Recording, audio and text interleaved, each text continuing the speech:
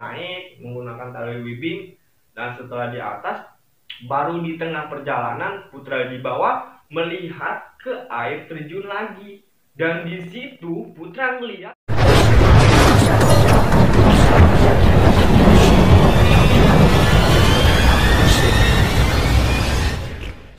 Assalamualaikum rekan seperjalanan, jumpa lagi bersama gua Amar. Pada kesempatan ini gua akan menceritakan pengalaman pribadi gua saat mendaki Gunung Pulau Sari.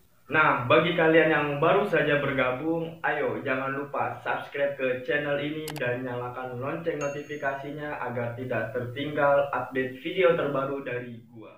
Sebelum lanjut cerita ini lebih jauh, gua akan menjelaskan tentang Gunung Pulau Sari. Nah, Gunung Pulau Sari ini terletak di Kabupaten Pandeglang, Provinsi Banten, di mana gunung ini memiliki puncak kawah mati yang masih mengeluarkan asap sulfur dengan vegetasinya yang sangat rapat dikelilingi oleh kawah mati. Pendakian gua kali ini ditemani oleh seorang kawan, sebut saja Putra, di mana pada saat itu gua dan Putra sedang menikmati kopi, sedang asik-asiknya menikmati kopi. Putra bilang bahwa bulan depan dia mau menikah dan meminta gua untuk hadir ke pernikahannya. Di situ gua senang juga sih dengar kabar, apalagi kabarnya itu Putra mau menikah di bulan depan. Namun sebelum pernikahan itu tiba, dia meminta gua juga untuk bisa menemaninya mendaki gunung. Pada saat itu Putra bilang ke gua gunung apa yang dekat dari Karawaci, dan di situ terlintas di pikiran gua ya cuman Gunung Pulau Sari yang terletak di Kabupaten Pandeglang, Provinsi Banten. Titik poin perjalanan yaitu di rumah Putra, di mana gua nginep semalam. Seberesnya di rumah Putra, berangkatlah tuh ke rumah gua yang ada di Balaraja untuk ngelengkapin peralatan yang belum lengkap. Jam 11 siang kami pun berangkat dari Balaraja ke Pandeglang. Nah, setibanya di Pandeglang itu jam 4 sore. Sampainya di Desa Cilentung, kami memesan makan untuk mengisi perut yang sudah keroncongan. Selepas maghrib, kami mengisi data dan membayar retribusi pada waktu itu 10.000 kalau nggak salah. Titik poin dari base camp, kami menuju ke air terjun Putri. Baru saja pendakian dimulai, Putra sudah disambut oleh sebuah bola api yang lewat begitu cepat ke arah pohon coklat. Tapi di situ gue tidak melihat sama sekali apa yang dilihat Putra. Putra menarik keril gue dan menyuruh gue untuk duduk sebentar. Dia bilang, "Mar, ada bola api Mar, tadi lewat di muka lu Mar. Itu apa Mar?" Waduh Put, kode nih Put, tanda bahaya nih Put. Dan di situ gue menenangkan diri, apa benar yang dibilang Putra. Nah, setelah suasana tenang, kami pun melanjutkan perjalanan ke Curug Putri. Kami menempuh dari base camp ke Curug Putri memakan waktu 1,5 jam. Tibanya di Curug Putri, gue kaget ada seorang wanita yang sedang mandi di air terjun. Di situ gue nggak sadar, gue menghampiri sosok wanita itu dan meninggalkan Putra di belakang.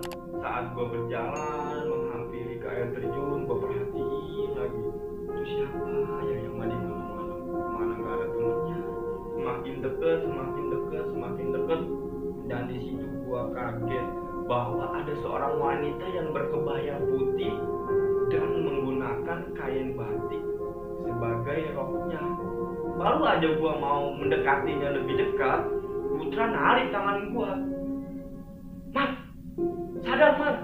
Gua langsung kaget dan, "Lah kok gua di sini? Lu ngapain ke air terjun?" "Tadi Put, gua lihat ada seorang wanita yang sedang mandi Put, berkebaya putih dan pakai kain batik Put. Kagak ada siapa-siapa Mar. Emang jalannya ke sini, bukannya tadi ke kanan?" "Iya Put, balik lagi Put, ayo Put." Nah, akhirnya gua balik lagi lah tuh ke jalur sebelumnya, bahwa dari Curug Putri itu kita harusnya ngambil ke kanan dan ada sebuah tali wibing untuk membantu kita naik. Nah, kalau gua sampai di simpang tadi, gua balik lagi melihat ke arah air terjun. "Lu ngapain sih Mar lihat air terjun mulu?" Nah, Putra sewot di situ. "Put, tadi gua melihat seorang wanita Put lagi mandi Put, cantik banget Put, pakai kebaya putih dengan kain batik yang digunakan sebagai roknya Put. Mana ada lamar seorang wanita mandi malam-malam di air terjun. Ah ngarang lu, gua aja nggak ngeliat. Akhirnya di situ gua bengong. Udah lama jangan bengong lah, ayo kita lanjut ke perjalanan. Akhirnya gua naik menggunakan tali wibing, dan setelah di atas, baru di tengah perjalanan Putra di bawah melihat ke air terjun lagi. Dan di situ Putra ngelihat apa yang gua lihat, tapi sosoknya beda. Dia semuanya merah semua. Waduh, gua merinding di sini. Di situ sosoknya merah dan seperti matanya itu menyala. Dan di situ Putra teriak, "Man, man, benar man ada cewek man, man." Akhirnya gua situ gua tarik aja, gua bilang, udah ikut. Nah, akhirnya kami naik lah tuh sampai setibanya di atas. Kami melanjutkan perjalanan dengan tergesa-gesa karena kami merasa ketakutan pada saat itu. Baru saja beberapa langkah, gue melihat rombongan pendaki yang sedang turun, dan gue menghampiri mereka, bertanya memastikan apakah ada pendaki lain di kawah atau tidak ada. Nah, salah satu pendaki bilang bahwa ada 2 rombongan di atas sana, tapi saya tidak tahu apa mereka itu berkemah atau turun. Nanti mas tanyakan saja. Oke mas, terima kasih informasinya, membantu sekali. Dan gue meninggalkan rombongan itu. Rombongan itu pun melanjutkan turun. Yang gue heran itu, di antara salah satu rombongan yang gue lihat tadi, ada sosok wanita yang menggunakan flanel tanpa membawa tas keril. Namun rambutnya itu menutupi sebelah wajahnya, dan gue nggak bisa ngelihat jelas itu wajah si pendaki itu. Dan dia berjalan dengan rambut yang tertutup. Akhirnya gue pastiin lagi, kak, gak sama sekali nengok. Saat gue pegang pundaknya, kak, dia nengok pelan-pelan. Di situ gue kaget, mukanya pucat sekali. Gue langsung spontan diam. Putra teriak tuh dari atas, Mar, ayo Mar, ada pendaki lagi Mar. Di situ gue masih terdiam, terpaku karena gue shock ngelihat seorang wanita yang berwajah pucat. Akhirnya Putra teriak lagi, Mar. Di situ gue bilang, iya Put, bentar Put. Akhirnya gue nyusul Putra naik dan nyampe ke Putra. Mar, ada pendaki lain Mar. Ya udah Put, tungguin aja Put, kita nanya lagi Put, apa masih ada pendaki lain di atas atau enggak ada Put. Nah akhirnya kita duduk dulu lah di situ. Setelah kami duduk, Putra bilang ke gua, Mar, lu nyium aroma busuk nggak Mar? Soalnya setelah lewat pendaki tadi, kok gua nyium aroma yang gak enak ya? Enggak kok Put, gua nggak sama sekali nyium. Gua balas lagi lah tuh, nanya ke Putra, Put, cewek tadi kok mukanya pucat ya? Kaget dong Putra, cewek dari mana lu? Udah tahu rombongan tadi cowok semua. Lah yang benar Put, tadi gue lihat cewek kok, tapi mukanya pucat, rambutnya itu menutupi sebelah wajahnya Put. Gue nggak lihat sama sekali ada cewek. Di situ Putra benar-benar meyakinkan gue bahwa tidak ada pendaki wanita. Ternyata rombongan tadi itu emang benar-benar cowok semua. Dan di situ gue berpikir, Putra bilang ada aroma yang tidak enak. Gue melihat seorang wanita, dan Putra bilang tidak ada wanita.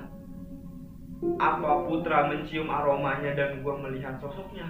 Dan di situ gue diem sambil astagfirullahaladzim, ada apa dengan malam ini?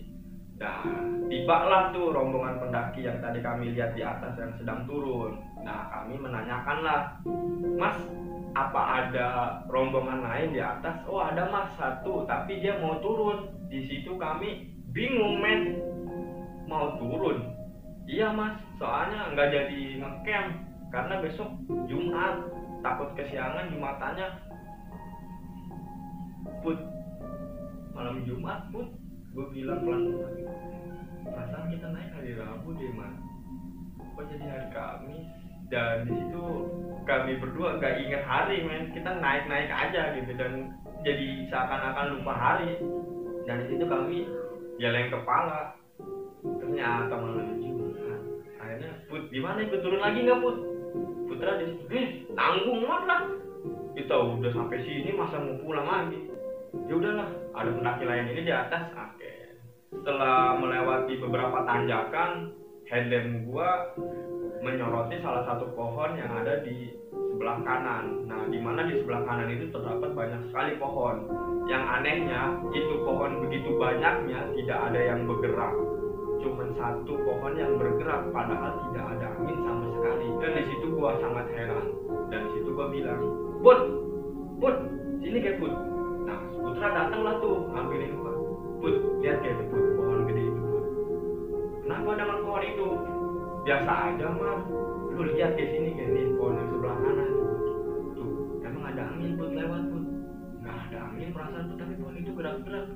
Di situ Putra sama sekali nggak melihat bahwa pohon itu bergerak-gerak. Cuma kata Putra itu, lu mau udah kecapean, yaudah kita lanjut aja. Akhirnya kami melanjutkan perjalanan tuh.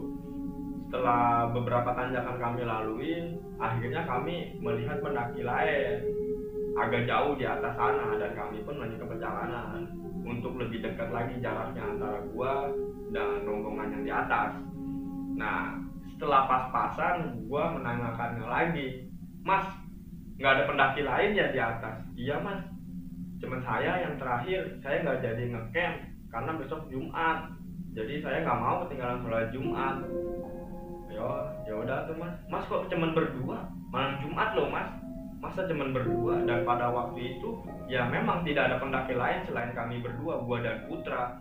Dan gua pikir di sana ada pendaki lain karena di base camp informasinya ada 3 rombongan yang baru naik pagi hari yang niatnya pulang besok.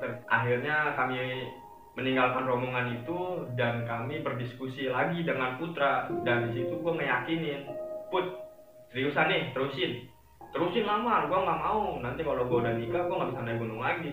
Demi Putra, gue melanjutkan perjalanan. Dan di situ mulai perasaan gue udah nggak enak karena dari perjalanan tadi gue udah merasakan hal-hal yang tidak wajar gitu. Apalagi kami udah disambut yang seperti itu. Setelah sampai di kawah, kami mencari tempat untuk mendirikan tenda. Seperti biasa, gue mendirikan tenda di tempat dimana gue biasa mendirikan tenda, yaitu di samping batu besar yang ada di pojok kawah. Setelah mendirikan tenda, kami pun siap-siap untuk sholat berjamaah karena kami belum sholat isya di bawah. Seberes sholat, kami pun masak-masak dan menikmati makan malam karena sepanjang perjalanan kami melewati jalur yang menegangkan. Beres makan, kami menyeduh kopi dan menikmatinya di luar tenda sambil memandang langit yang pada saat itu sangat banyak sekali bintang dan sinaran bulan pun begitu terang. Setelah kami masuk tenda, Putra pun mengambil posisi untuk segera tidur karena besok paginya kami akan summit ke puncak Gunung Pulau Sari. Namun beda halnya dengan gua yang gak bisa tidur dikarenakan masih keinget apa yang gua alamin tadi.